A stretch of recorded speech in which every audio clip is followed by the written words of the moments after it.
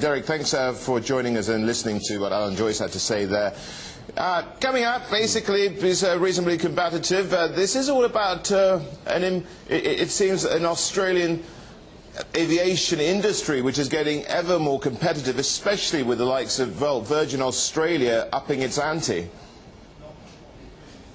Yes, indeed. You know, John Borghetti at Virgin has done a pretty amazing job in the past 12 months in terms of reorienting that airline and utilising partners to build a global network that he hopes will attract the corporate travellers, the lucrative business flyers that Qantas has really had a stranglehold over for many years. So we see Virgin being a more competitive option in the future against Qantas, and I think that Alan Joyce is spelling that out, really, that the international side of the business is facing some severe headwinds, and it's going to take a lot of tough decisions, really.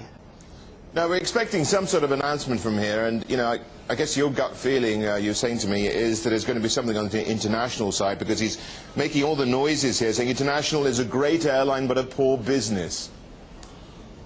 Yeah, it's been difficult for airlines like Qantas at the end of the line. If you look at carriers like Air Canada and South African Airways in New Zealand, they face this problem of being at the end of the line, and their rivals that are sort of in the mid-hemisphere, they can feed and disperse traffic over their increasingly powerful hubs in Southeast Asia or the Middle East. So it's a structural issue facing many carriers, including Qantas. And really, I think for Qantas going forward, they need to be looking at alliances, much like the slew of alliances that Virgin has announced recently.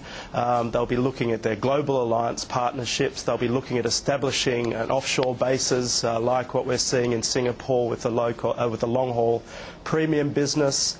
And they'll be looking to shift cost where they can to lower cost producers to try and offset the mainline legacy costs that they're carrying. Absolutely, Derek. You know, and with what you're saying with regard to alliances, I mean, they are already in the One World alliances, and they have several others on top of that too. So you're saying they need to do even more with that? Yeah, I think that they probably do, and they're looking at something in Southeast Asia, maybe with Malaysia Airlines. You know, Singapore Airlines is going to be very friendly with Virgin now, and I think that the Asian market is something that that Alan Joyce is very much focused on. It's the big opportunity for Asia, so it's just how to leverage this opportunity that, you know, Qantas has to the north. So it's a big question about how to serve it profitably, how to serve it with the different models that he has at his disposal in terms of perhaps Jetstar, and what role does Qantas Mainline have in this Asian growth story. So there's some difficult challenges ahead.